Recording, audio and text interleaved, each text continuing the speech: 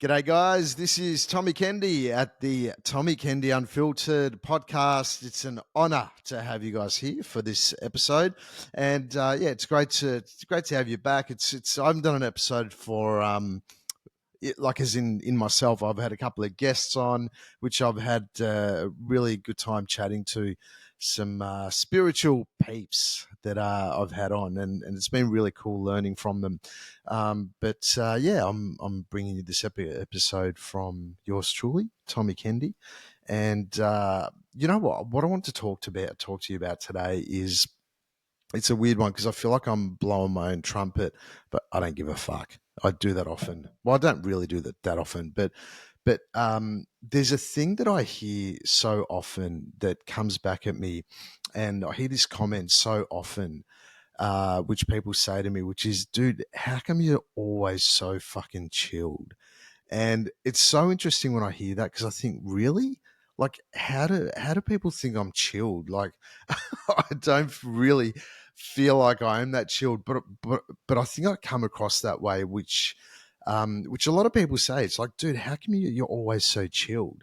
And even when I talk about, when I talk with mates or people that I meet, clients, whatever, um, in yoga studios or my coaching clients or even in the corporate space, I'm sitting here going, I talk about things because, as you guys know, I'm quite open, quite vulnerable, and I'm happy to share what's going on in my life. But and as I share things that are coming up with me, if I'm going through a shit time or whatever, people say, "Dude, man, if anyone can do it, it's you. You're so chilled. Like, how can you're always so chilled?"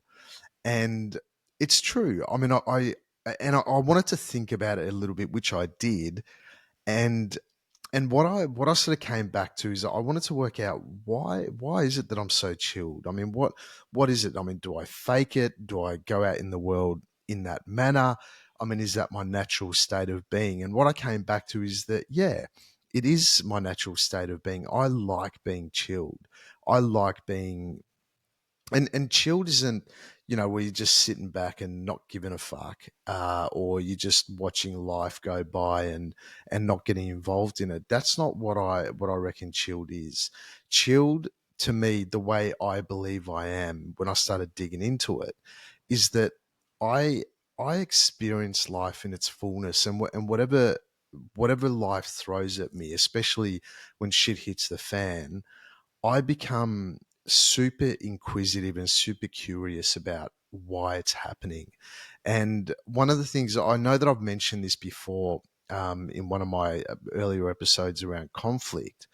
And when conflict happens these days, I very often, as the conflict is happening and as the shit is hitting the fan, I feel what's going on within me. Like, I feel the emotions flying in, out, and I notice that part to me where it just sits there going, "Oh, I can't wait for this moment to be over." But when you can't wait for this moment to be over, you're not really experiencing it, are you? So when I really dug into why, how come I am so chilled and I have this chilled outlook on life, the first thing that I always do is I'm always really aware of how I'm feeling. I'm always really aware of the emotions that are running through me. And sometimes, even when I have conversations with people, I feel like I don't really listen. I mean, I do listen, so I don't think that if we have conversations, I don't listen. But first and foremost, what's going on with me when you talk to me face to face, or even on the phone or whatever, even in text, really, what sort of happens is I'm just observing the emotions and the feelings that are happening within me.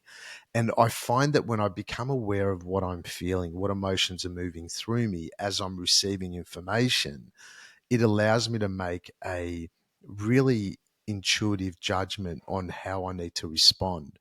It allows me to make a really intuitive judgment on how I want to front up in that certain experience or in that certain situation.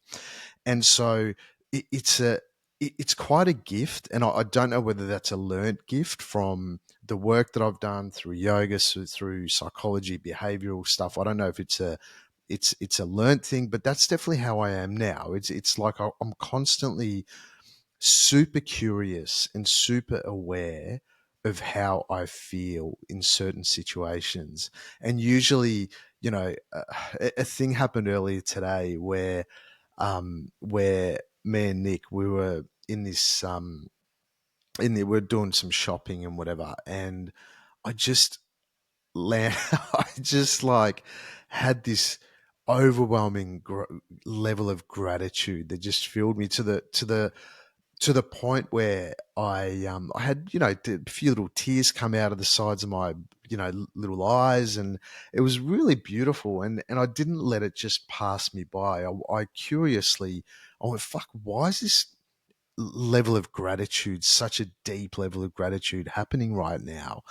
And there was certain moments that happened that led up to that, but it was so nice to be aware that I'm feeling emotions of gratitude and love and connection and even intimacy, in that moment. And I was aware of it, and then again the other day, totally opposite story, but then again the other day I was talking to one of my mates on the phone, and just out of the blue, he said something, and he had a real fucking dig at me, like just one sentence, and I knew that he knew that sentence or whatever would trigger me, and it did fucking trigger me, right? And I was on the other end of the phone, and I'm going, why the fuck would he say that? What? It's like, why would someone intentionally say something that's going to trigger the fuck out of me, right? And I've done nothing to him. Well, I mean, maybe I have, but it wasn't that conversation. It's like, why would you fucking trigger me like that, But that wasn't the point. That's more so being looking at it from a victim perspective. But what I did in that moment is I was like, okay, something's obviously popped up here, and I want to know why. I want to be curious. And I was aware of being fucking triggered. And the triggering really got me, and I felt it. And I really felt it. I was like, wow, fucking hell, that one got me, you know? And so I'm super aware of how I'm feeling, what emotions are rolling through me, and it feels good. It really does feel good to be like that. It really does feel good to have that level of awareness. It really, really does, because you sort of, and this is the next part, it's like the what happens next is that once I become aware of how I'm feeling, then I can make a genuine commitment to choosing what I want to experience in each moment. Even when you're being triggered, like what I did, I wanted to choose how I felt, and within a few milliseconds, there's all this stuff that I went, you know what, I want to choose how to experience this moment. I'm talking to one of my best mates, and you know what, blah, blah, blah, blah. And actually, I hate when people say blah, blah, blah, blah, blah, because it doesn't actually mean anything. What I meant was I was being triggered, I was talking, but I wanted to know, I wanted to choose how I felt. So in that moment, all I did was observe, and I went, yep, cool. This happened in a couple of milliseconds. I'm being triggered. And I was like, very interesting. Do I need to fight back at this point? Is this the moment for where I fight back? And immediately the intuitive moment I got was no, because all that's going to do is um, create tension. He's obviously going through some shit, whatever he's going through, and this has got nothing to do with me. He, for whatever reason, wanted to fucking trigger me. He did, but is it for me to take on that fight right now? And the answer was no. So I just went with the conversation, and I just thought, you know what, I'll just leave it. And if he wants to chat about the shit he's going through, happy to chat about it. But we don't need to have that conversation now, and it may happen. It may happen at a later stage. This is very fresh because it only happened a few days ago. So, I will definitely mention something to him, but it wasn't the right time at that point. So that's a second thing always after you become aware of how you're feeling, and you got to learn this shit, right? Step one, become aware of how you're feeling. what emotions are running through you. Step 2, make a commitment to choosing what you experience in each moment. So you can choose in that moment when you're being triggered, even when you're feeling love, gratitude, happiness, all these things, you can make a commitment to choosing what you experience.